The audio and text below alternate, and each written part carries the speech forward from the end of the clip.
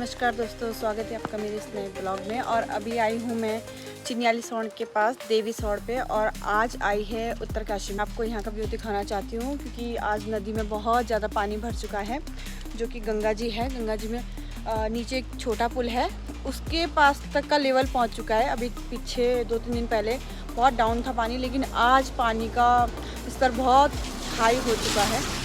मैं आपको दिखाती हूँ अभी। ये है गाइस वो नीचे वाला पुल, और ये देखो पानी कितना तेज आ रहा है।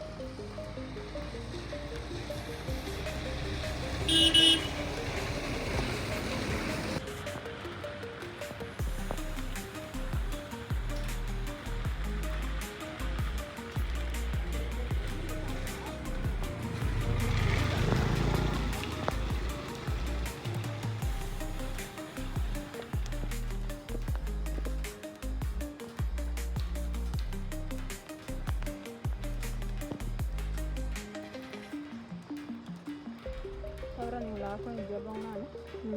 Kau yang murda kalau aku ikut.